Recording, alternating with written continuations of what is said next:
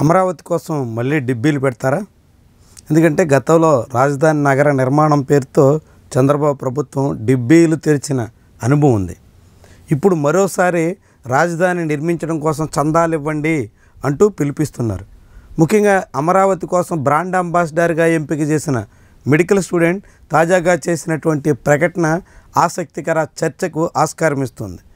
ఆంధ్రప్రదేశ్ రాజధాని నగరం self financed project అంటూ ముఖ్యమంత్రి ప్రభుత్వ పెద్దలు పదే పదే ప్రకటిస్తూ వస్తున్నారు.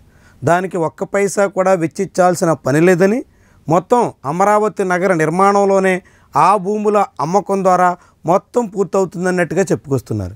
కానీ రెండో పక్క ఇప్పటికే ఆంధ్రప్రదేశ్ రాష్ట్ర ప్రభుత్వ బడ్జెట్లో 2025-26 ఆర్థిక సంవత్సరానికి సంబంధించి 6,000 కోట్ల రూపాయల నిధులు కేటాయించారు. దాంతోపాటుగా వివిధ జాతీయ అంతర్జాతీయ సంస్థల నుంచి 31,000 కోట్ల రూపాయలు అప్పులుగా తీసుకొస్తున్నారు.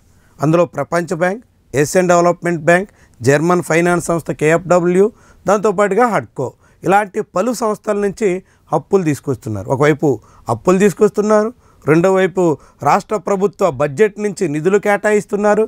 అయినా సెల్ఫ్ ఫైనాన్స్ ప్రాజెక్ట్ అని చెప్పుకుంటున్నారు. ఈ సెల్ఫ్ ఫైనాన్స్ ప్రాజెక్ట్ అని చెప్పుకుంటున్నటువంటి అమరావతి పూర్తి కావాలంటే ఇప్పుడు మళ్ళీ చందాలు ఇవ్వండి అంటూ పిలిపిస్తున్నారు. ఏమనాలి దీన్ని? ఎలాంటి ఆసక్తికరమైనటువంటి చర్చకు ఈ పరిస్థితులు తెరలేపుతున్నాయి. అప్పులు తెచ్చి ప్రభుత్వ బడ్జెట్లో నిధులు వెచ్చించి అదనంగా మళ్ళీ జనాన్ని డబ్బులు ఇవ్వండి అని మళ్ళీ డిబ్బీలు తెరిసే పరిస్థితి ఎలాంటి స్థితికి తార్కాణంగా చూడాలి? వాస్తవానికి ఆంధ్రప్రదేశ్లో ఇప్పటికే రాష్ట్ర ప్రభుత్వం దాదాపుగా 60,000 కోట్ల రూపాయల పన్నులకు సంబంధించి టెండర్లు పిలిచింది. టెండర్లు అయితే పిలిచారు, కానీ పనులు చేపట్టడానికి నిధులు మాత్రం అందులో సగం మాత్రమే సమీకరించగలిగారు. అది కూడా కేంద్ర ప్రభుత్వం సహకారంతో వచ్చినటువంటి అప్పులతో కలిపి మొత్తం అప్పులు సగానికే చేరుతున్నాయి.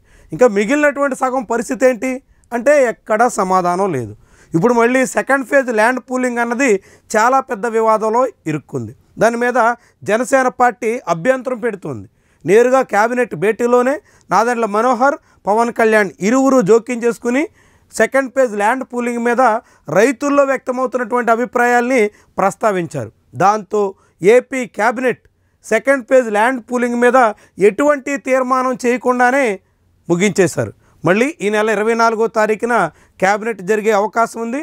ఆ క్యాబినెట్ భేటీలో ఏమైనా తీర్మానం చేస్తారో, ముందడుగు వేస్తారో చూడాలి. మరి ఏవైనా సెకండ్ ఫేజ్ ల్యాండ్ పూలింగ్ ఇంకా సందిగ్ధంలో ఉండగానే తొలి దశ భూముల వ్యవహారం, ఇక్కడ రాజధాని అభివృద్ధి విషయం, ముఖ్యంగా సచివాలయ నిర్మాణానికి కూడా కనీసంగా 116 రూపాయల చొప్పునైనా విరాళాలు ఇవ్వండి అంటూ పిలుపునిస్తున్నటువంటి వైనం చాలామందిని విస్మయానికి గురిచేస్తుంది. చంద్రబాబు ప్రభుత్వం చెబుతున్నటువంటి అమరావతి ప్రాజెక్ట్ ఎంత గందరగోళంగా ఉందో, ఎలాంటి సందేహాల్ని రేకెత్తిస్తుందో, ఇప్పటికే భూములు ఇచ్చినటువంటి రైతుల్ని ఎంత సందిగ్ధంలో నెడుతుందో ఈ పరిణామాలన్నీ చాటుతున్నాయి. ప్రభుత్వం ఇలాంటి విషయాల్లో హోందాగా వ్యవహరిస్తూ భూములు ఇచ్చినటువంటి స్టేక్ హోల్డర్లందరిలోనూ కూడా నమ్మకాన్ని కలిగించే రీతిలో సాగాల్సిన దశలో 116 రూపాయల చొప్పున సందాలు ఇవ్వండి, మీకు ఎంత తోస్తే అంత డిబ్బీలో వేయండి, ఎంత అయితే అంతా మాకు ఇచ్చి రాజధాని నిర్మాణానికి ఆదుకోండి, ఇట్లాంటి పిలుపులిస్తుంటే ఏ రీతిన సందేశాలు పంపుతున్నట్టు, ఎలాంటి సంకేతాలని జనాల్లోకి పంపిస్తున్నట్టు, ఇలాంటి అనుమానాలు ఇప్పుడు జనాల్లో బలపడుతున్నాయి. అమరావతి ప్రాజెక్టే అనుమానాస్పదంగా మారుతుందా అనేటువంటి అభిప్రాయాన్ని కలిగించే దిశలో ఈ పరిణామాలు కనిపిస్తున్నాయి. ప్రభుత్వం దీని మీద సుస్పష్టమైనటువంటి వైఖరిని తీసుకోవాల్సినటువంటి బాధ్యత ఉంటుంది. అమరావతి రాజధాని నగర నిర్మాణం సెల్ఫ్ ఫైనాన్స్డ్ ప్రాజెక్ట్ అని చెప్తున్నారు కాబట్టి దానికి తగ్గట్టుగా చర్యలు ఉండాలి తప్ప మళ్ళీ మధ్యలో అప్పులని, బడ్జెట్లో నిధులని, వీటికి తోడుగా జనాల నుంచి చందాలని అంటే జనాలందరూ కూడా ప్రభుత్వ తీరుని సందేహించే ప్రమాదం ఉంటుంది.